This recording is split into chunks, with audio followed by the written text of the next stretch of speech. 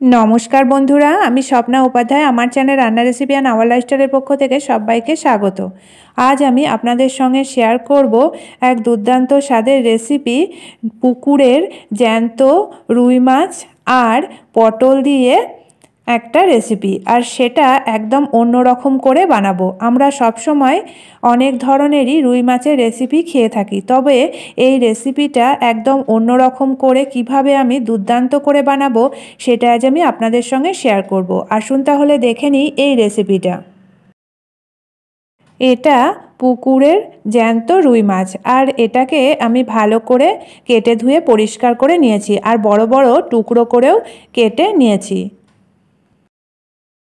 এবার মাছের মধ্যে আমি লবণ ভালো করে মাখিয়ে নেব। দিয়ে দিলাম 1.5 চামচ লবণ। লবণটাকে মাছের এপিট ওপিট ভালো করে মাখিয়ে নিয়েছি। এবার এর মধ্যে দিয়ে দিচ্ছি 1 চামচ হলুদ। হলুদটাও মাছের গায়ে এপিট ওপিট ভালো করে মাখিয়ে নিয়ে এটাকে আধ ঘন্টার জন্য রেখে দেব। এখানে একটা কড়াইয়ে জল দিয়ে দিয়েছি, দিয়ে দিলাম কিছুটা লবণ আর হলুদ, দিয়ে লম্বা লম্বা টুকরো করে কেটে রাখা আলু দিয়ে আলুগুলোকে সেদ্ধ করে নেব।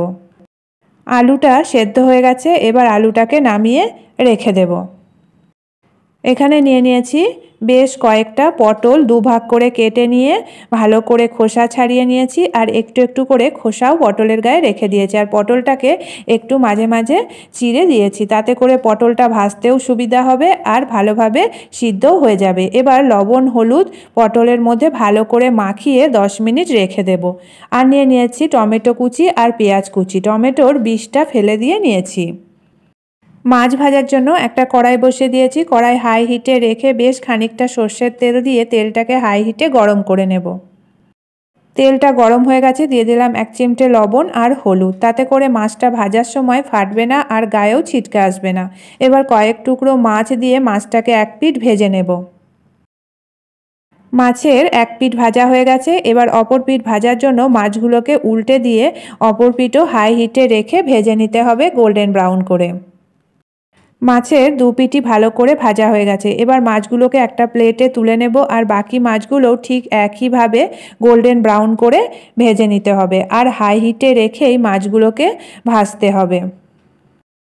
সব মাছগুলোকে গোল্ডেন ব্রাউন করে ভেজে নেওয়া হয়ে গেছে। এখানে আরও খানিকটা তেল দিয়ে দিয়েছি। তেলের মধ্যে এবার দিয়ে দিলাম পটলগুলোকে, একে একে পটলগুলোও ভেজে নিতে হবে। পটলের এক পিঠ ভালো করে ভেজে নিয়েছি লাল লাল করে, এবার অপর পিঠ উল্টে দিয়ে অপর পিঠও ভেজে নিতে হবে। পটলগুলো এপিঠ ওপিঠ ভালো করে ভেজে নিয়েছি, এবার বাকি পটলগুলোও ভেজে নেব একইভাবে। মশলার জন্য এখানে নিয়ে নিয়েছি রসুন কয়েক কোয়া, নিয়ে নিয়েছি কিছুটা পরিমাণ আদা কুচি, নিয়ে নিয়েছি কালো সর্ষে 1 চামচ, নিয়ে নিয়েছি পেঁয়াজ কুচি বেশ খানিকটা, আর নিয়েছি গোটা জিরে 1/2 চামচ আর গোটা ধনে 1 চামচ আর কয়েকটা কাঁচা লঙ্কা। এগুলো একসাথে ভালো করে পেস্ট করে নেব। এখানে একটা মিক্সিং জার নিয়ে নিয়েছি। মিক্সিং জারের মধ্যে সমস্ত মশলাগুলোকে দিয়ে দেব, দিয়ে এর মধ্যে দিয়ে দেব সামান্য পরিমাণে লবণ আর হলুদ। এর মধ্যে যেহেতু সর্ষে আছে তাই লবণ দিলে তেতো লাগবে না। এবার এটাকে পেস্ট করে নেব।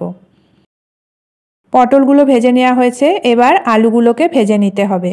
আলুগুলোকেও গোল্ডেন ব্রাউন করে ভেজে নেব হাই হিটে রেখে। এবার এর মধ্যে দিয়ে দিচ্ছি সামান্য পরিমাণে লবণ দিয়ে আলুগুলোকে ভেজে নেব। আলুগুলো গোল্ডেন ব্রাউন করে ভেজে নেওয়া হয়ে গেছে, আলুগুলোকে একটা প্লেটে নামিয়ে নেব। এবার এই বাকি তেলের মধ্যে দিয়ে দিচ্ছি পেঁয়াজ কুচি আর পেঁয়াজগুলোকেও কিন্তু ভালো করে ভেজে নেব। পেঁয়াজগুলো ভালো করে ভেজে নিয়েছি, দিয়ে দিলাম টমেটো কুচি। টমেটোর ভেতরে যে বীজ থাকে শাঁস থাকে সেটা ফেলে দিয়ে নিয়েছি, দিয়ে দিলাম লবণ হলুদ, এটাকে ভেজে নেব। টমেটো আর পেঁয়াজটা ভালো করে ভেজে নেওয়া হয়ে গেছে, টমেটোটা ভালোভাবে সিদ্ধও হয়ে গেছে। এবার এভাবে করে মধ্যেটা ফাঁকা করে দিয়ে এর মধ্যে দিয়ে দিচ্ছি বেশ খানিকটা পরিমাণ সর্ষের তেল। তেল দিয়ে এর মধ্যে দিয়ে দেব ফোড়নের জন্য সামান্য পরিমাণে চিনি আর দিয়ে দিলাম শুকনো লঙ্কা, তেজপাতা আর সামান্য গোটা জিরে। এবার ফোড়নটাকে একটু ভেজে নেব। ফোড়নটা ভেজে নেওয়া হয়ে গেছে, এবার এর মধ্যে দিয়ে দিচ্ছি পেস্ট করে রাখা মশলা আর দিয়ে দিলাম হলুদ আর লবণ।